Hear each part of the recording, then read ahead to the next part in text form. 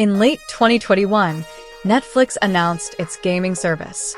The company had big plans for the service, which began with 5 games. They hoped to replicate their dominance in the movie streaming industry, as well as the gaming and perhaps the entire entertainment industry. The company's CEO once said, "We compete with Fortnite more than we compete with HBO." Netflix viewed all the options people spend on entertainment as competitors. As the first implementation of this visionary approach, they launched their gaming service. Their first aggressive steps proved successful. By the end of 2023, they added the GTA series mobile games to their library. GTA San Andreas reached almost 50 million downloads. They also reached tens of millions of players with Squid Game Unleashed, which can be played without a Netflix membership. However, unlike their core business, they pursue a cautious, rather than aggressive, investment strategy in the gaming sector. They spend approximately $1 billion annually on their game libraries. The impact of their gaming spending on their $17 billion in total content spending is about the same as the damage you deal when you hit the Elden Ring boss. This may be because they're taking long-term perspectives on their gaming investments and taking slow steps. Or perhaps they're not very confident in their ability to succeed in the gaming industry. Netflix currently has 6 studios established and acquired for game development. Half of the studios are based in the US, while the other half are based in Finland. Among these studios is Night School Studio, the developer of the successful narrative-driven game Oxenfree. These studios are focused primarily on independent, original, or mobile games. Netflix recently decided to close an internal studio it established for AAA game development. This, along with the structure of the existing studios, provides a clue about the company's future game library plans. Current library and future release plans. The Netflix library currently contains over 120 games. They stated that more than 80 games were in development by July 2024. While some games occasionally leave the platform, this news indicates that the company will significantly increase its gaming content. However, whether users play the games in the existing library remains a question mark. The service, which has over 300 million subscribers, has around 2.2 million daily active players. Less than 1% of users use the game service daily. Low engagement is one of the service's most significant problems. Netflix needs to address how many subscribers it earns through its gaming investment and how it will monetize the service. So why are users so little interested in these free, ad-free, and microtransaction-free games? Why can't Netflix win at gaming? And can it? In fact, the most fundamental reason is obvious. Finding games is not obvious. Just noticing that games exist on the Netflix app is a feat in itself. Before the company can get users to play them, it needs to solve a problem, showing them. There's no separate section for games in the Netflix app. Netflix presents games as its own overly specific movie categories. The app lacks basic features like browsing the existing game library, listing games by category, searching, and filtering. You're lucky if you can find a new game in the app when it's added. Perhaps a game you liked was previously added to the library, but you never had the chance to encounter it. For example, the 3rd installment of the highly acclaimed series Monument Valley was released on the platform but garnered 2.5 million downloads. However, it was removed from the platform in mid-July. Furthermore, excluding its beta cloud streaming service, the company is adopting a mobile-only strategy for gaming.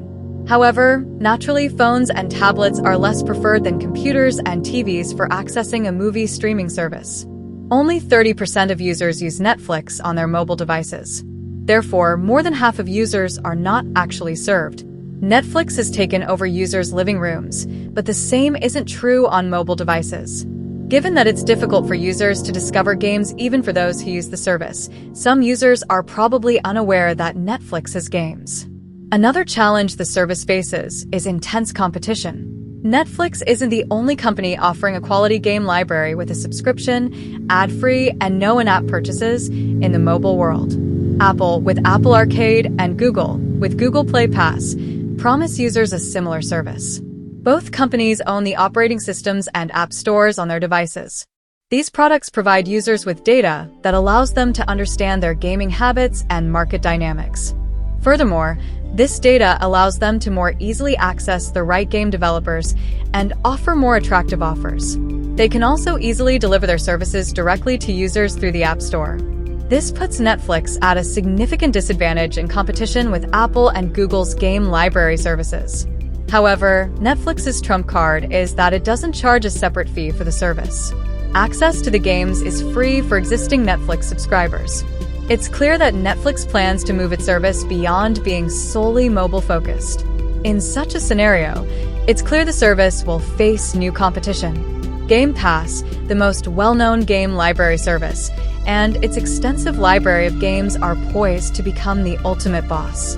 It's hard to argue that even established game library services like EA and Ubisoft are competitive in the PC world. EA Play is even accessible directly through a Game Pass subscription. Of course, the pricing policies and player-based targets of these services will vary greatly. However, we'll see how successful Netflix's cloud gaming service will be once it leaves beta. It doesn't take a gaming expert to say it's a very challenging task. Another problem with the system is that it doesn't directly include any revenue model. No additional membership fees, no ads, and no in-app purchases. It sounds too good to be true. However, the service needs to convince the company to keep 6 game studios open and spend $1 billion annually. Growing Netflix's subscriber base could help in its efforts. Unfortunately, it isn't easy to find data to support the service's significant subscriber gains. The service isn't very successful at providing new value to existing subscribers, let alone attracting new subscribers. However, Netflix will try to bring the service to its full potential before abandoning this high-potential, visionary venture on which it spent billions of dollars. The company has announced several plans for the future of its gaming service. They stated that they may consider additional revenue models once the service is sufficiently widespread. If the right strategy is followed, this could be a logical move that could provide new investment opportunities for the service without disrupting players.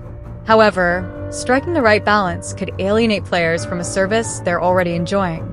Furthermore, as I mentioned before, they're considering shifting the service away from being mobile-focused. They aim to offer gaming in the living room. They aim to offer gaming on TVs, both through a beta cloud service and by adding new party games.